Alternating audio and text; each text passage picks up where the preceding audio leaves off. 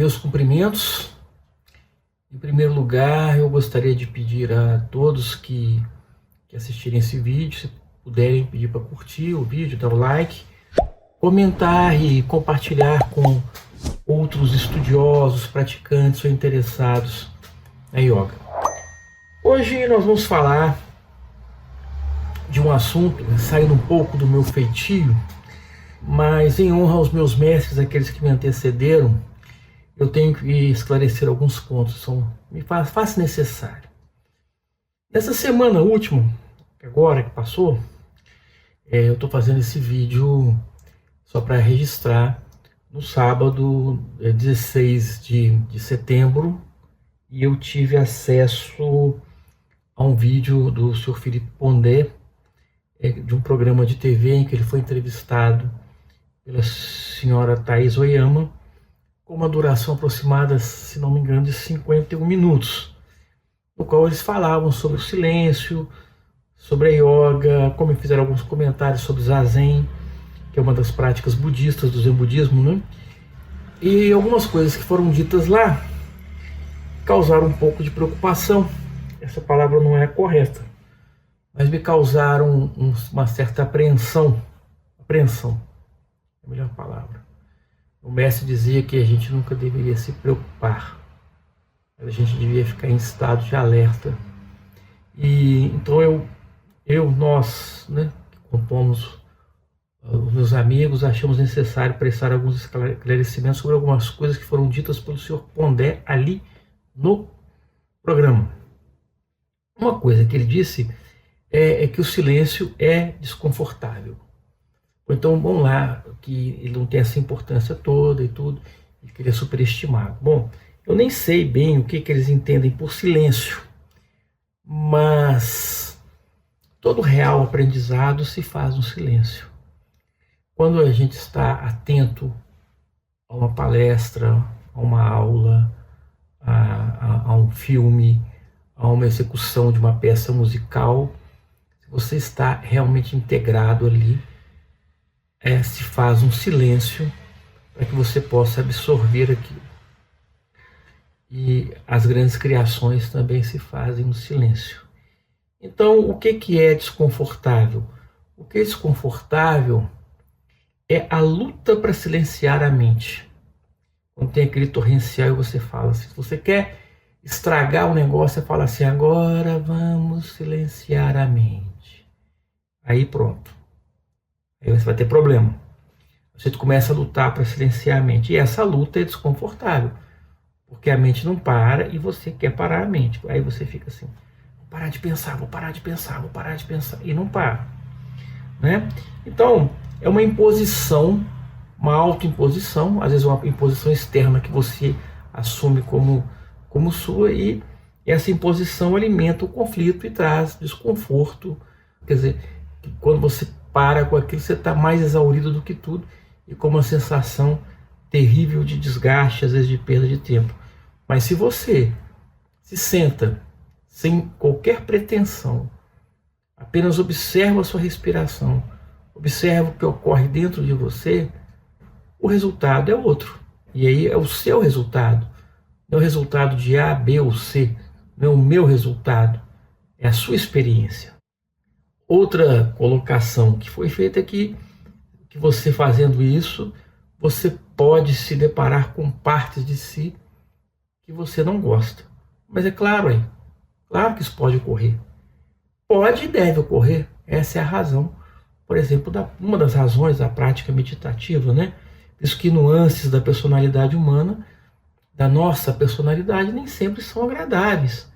Mas a verdadeira meditação nos leva a essa familiaridade conosco. Você vai se familiarizar com aquilo com você mesmo, né? O que você vai fazer? Por isso aqui, a palavra em tibetano gan quer dizer cultivo, né? E bhavana, em sânscrito, que são as palavras usadas para definir, são duas palavras que uma quer dizer familiarizar e a outra cultivar. Porque você familiariza e você vai familiarizar com aspectos positivos e vai cultivar aquilo que for positivo. Existe uma frase que corre muito aí na internet, do sujeito que fala como é que ele faz, ele tem dois lobos dentro dele, um é bom, o outro é mau, ou dois cães, um é bom, o outro é mau, e eles vivem lutando. E aí alguém pergunta, né?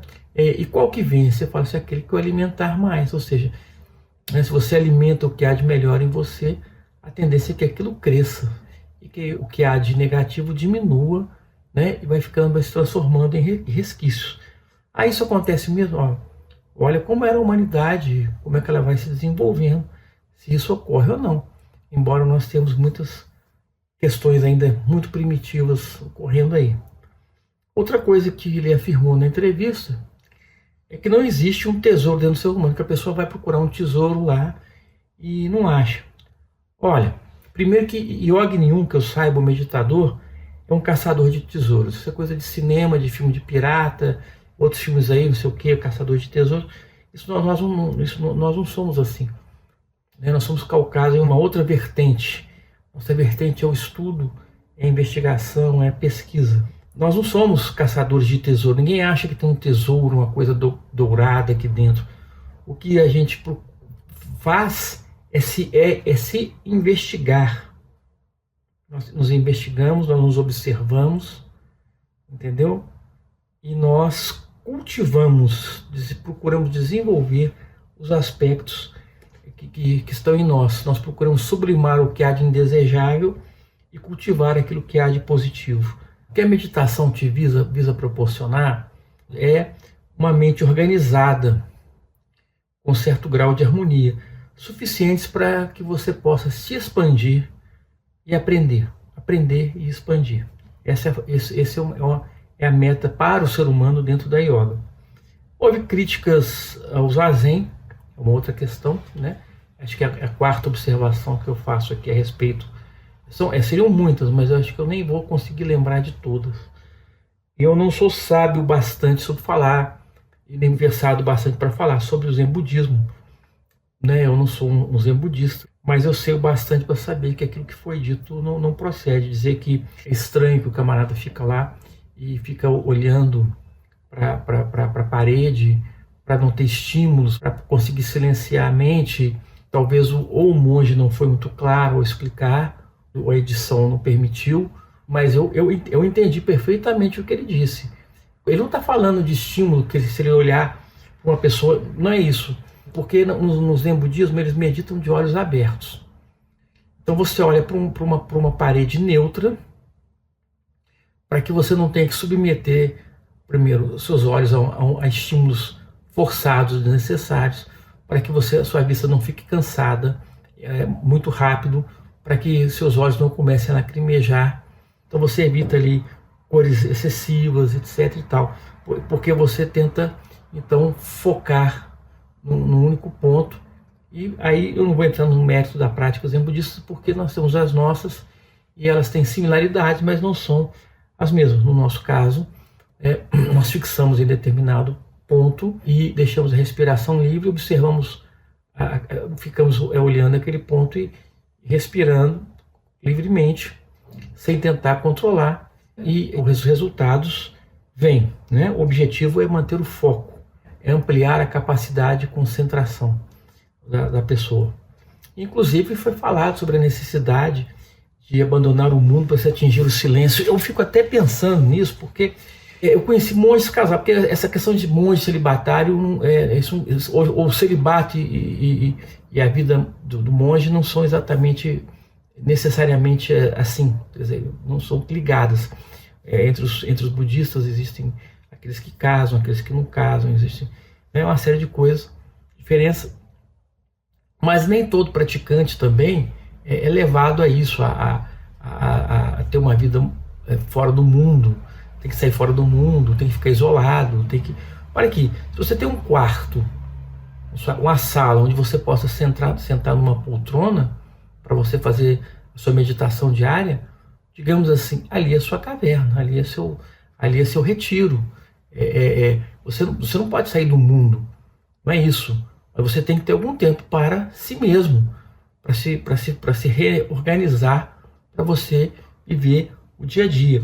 Não existe essa imposição de castidade, de não sei o quê, não poder tomar uma xícara de café, não sei o que tem, essas coisas todas. A maioria dos mestres que eu conheci, grandes mestres, grandes praticantes, por sinal, tinham famílias, tem famílias, alguns casados, empregos, né, trabalham, têm seu trabalho, vivem do seu trabalho, da sua produção, têm atividades sociais relevantes, participam da vida coletiva.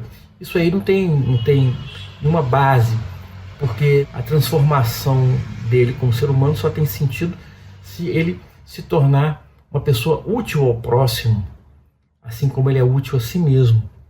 Você sendo útil a si mesmo e sendo útil ao próximo, você então terá uma função muito mais bonita no dia a dia, né? Existe até, alguém pensa, eu sei que pensa porque lê, acha que o Buda passou a vida inteira isolado em floresta. Não passou não, não passou não. O negócio é que ele fugiu de casa, do reino do pai dele, foi esconder. Pode olhar no livro da Karen Armstrong, o Buda. Ele fugiu para a floresta, para outro país, onde havia refugiados. A razão dos yogis estarem lá refugiados era política, para evitar perseguições que estavam havendo. Eles se retiraram para se esconder, para preservar as suas vidas. Até no Mahabharata conta uma história similar, quando os irmãos Pandavas se ocultaram nas florestas para se proteger dos Kauravas. E lá eles praticaram meditação, asceticismo, até que eles puderam voltar e reconquistar o reino. Então eles não ficaram lá para ficar escondidos, eles voltaram e reconquistaram o reino para promover o bem coletivo.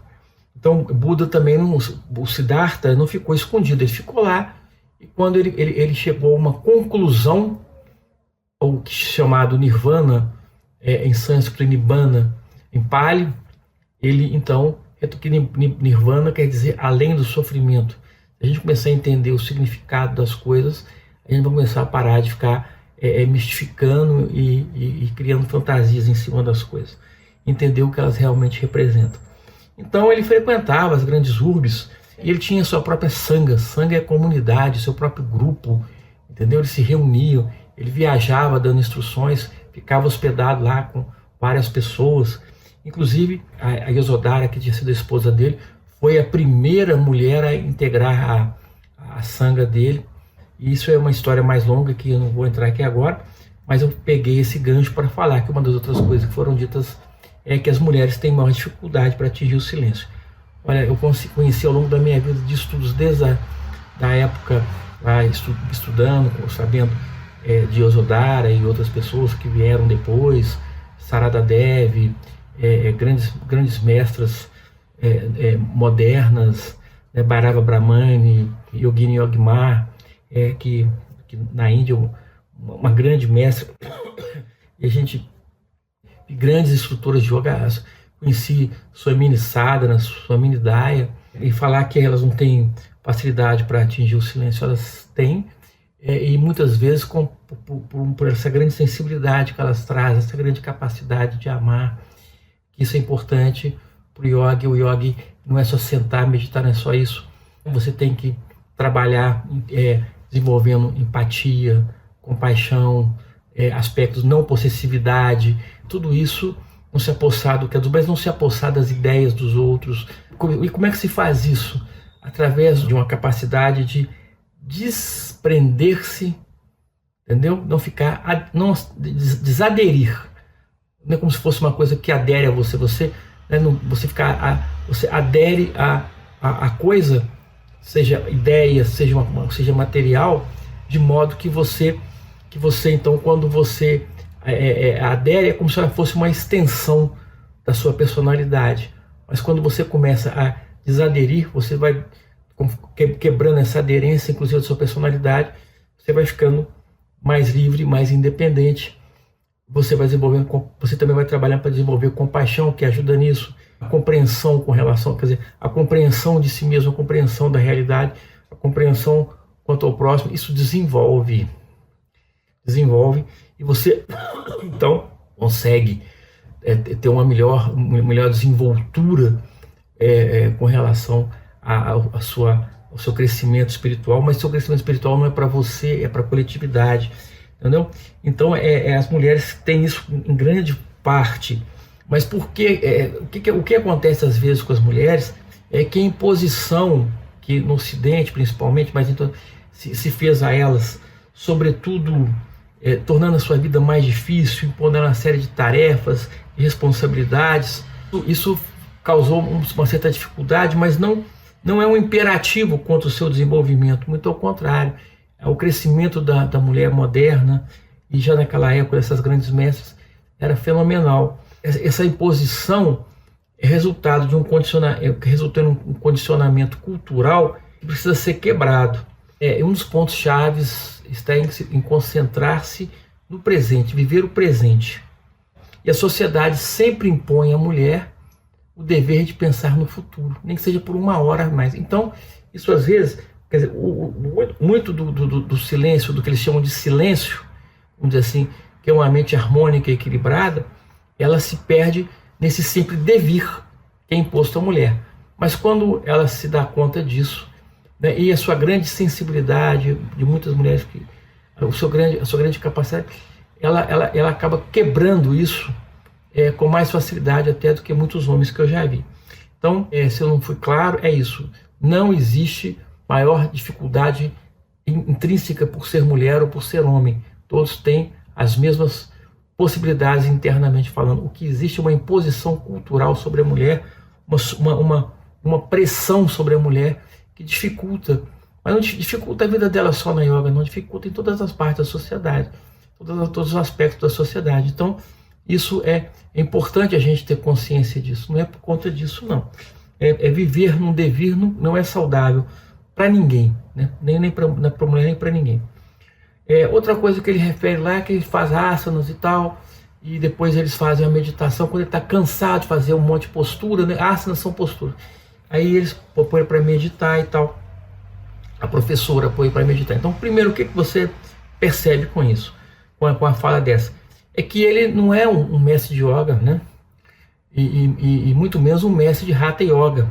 Ele é um aluno de Hatha Yoga, que, embora seja conhecido no Ocidente como uma modalidade de yoga, não é intrinsecamente yoga, né? Porque ela visa proporcionar ao praticante uma sequência de posturas físicas, asanas, promovendo o equilíbrio físico e energético do praticante, para que no final ele atinja, possa relaxar, né? Mas ainda não, esse relaxamento não é meditação. Mas esse equilíbrio físico e energético permite que ele possa canalizar sua energia para a meditação que está mais à frente. Aí sim ele pode chegar a um estado de silêncio. O relaxamento é também uma forma de induzir ao silêncio mental, porque você relaxado, você pode chegar a um ponto em que também a mente relaxe, se você vamos dizer, se desliga, né, desconecta, né, dessa confusão mental que está ali dentro, né, porque não é fugir da realidade, porque a realidade está aí. A questão não é fugir da realidade, a questão é ver a realidade com clareza, porque o que acontece dentro da sua mente é tão real quanto na mente do outro. Então, se tem uma pessoa que acredita que tem alguma coisa atrás da porta e você acredita que não tem, então a sua mente e a dele estão conjecturando. Isso não é real. A percepção do real é outra coisa, não é? Então é você olhar para si e a partir do olhar para si, de obter essa clareza, você conseguir então perceber. Mas isso você não vai obter pela Hatha Yoga. A Hatha Yoga é um dos 1000 passos dentro da yoga, 1000 não, dentro dos passos, ele é um dos subpassos dentro da Raja Yoga, entendeu? Então não é, porque aí tem alimentação correta, práticas não violência, a terça verdade, não possessividade, tem uma série de antras, inclusive postas por Patanjali, que nem dá para explicar num vídeo desse, que já está ficando muito longo. Mas foram 51 minutos de fala e eu estou falando pouco mais de 20, né? Então essa experiência dele não é aproveitável para nós. E outra coisa que eu não esperava falar, mas vou ter que falar, é essa questão de yoga ou yoga, porque já me perguntaram, porque ele falou lá, o yoga, não sei o quê. Sinceramente, eu não esperava voltar a essa questão, que eu não vejo com muita importância, mas parece que as pessoas pressupõem que o acento sobre a letra A da palavra yoga é o nosso circunflexo. Não é. Aquele é um diagrama sânscrito que indica que ao pronunciar a palavra deve ser, a vogal deve ser alongada. Yoga, yoga, né? Não. Então não vamos nos esquecer que yoga é uma palavra sânscrita, em sânscrito, né? E que foi gravada, a origina do sânscrito e foi gravada originalmente no alfabeto Devanagari, né? Um alfabeto muito rico, né? E Deva quer dizer Deus, e Negari quer dizer cidade dos deuses. Então ele é dito como alfabeto dos deuses, né? Então e lá dentro, entre eles, não existe essa prevalência, voltando à questão da mulher, e falando aqui, ele é um alfabeto até, na minha opinião, pelo que eu percebo, bem mais até feminino, porque ele surge na época em que o culto à Divina Mãe, a Deus, as deusas, era muito maior, né? E inclusive no Código de Manu, para nós, estudantes de direito, é que vem aquela norma: uma mulher não se bate nem com uma flor, porque o culto à mulher era muito importante na Índia Antiga. Então o idioma ele era mais feminino, ele é um idioma não possessivo. Você não fala assim, eu tenho uma casa e na minha casa tem um jardim. Você fala, existe um jardim na casa onde eu vivo. Eles não têm o próprio idioma evita essa possessividade que facilita para o yogi. São coisas muito longas, que às vezes num vídeo desse fica até difícil, né? Então vamos falar para ver se a gente encerra, porque o vídeo está se alongando. O que não foi dito, por exemplo, que leva a confusão? Por exemplo, o termo Buda em Pali, que é o dialeto original em que foi grafada essa palavra, quer dizer desperto ou acordado. Logo, Siddhartha, o Buda é Siddhartha, o desperto. Siddhartha, o Buda é o desperto, aquele que está acordado, aquele que não vive no mundo dos sonhos, da ilusão, né?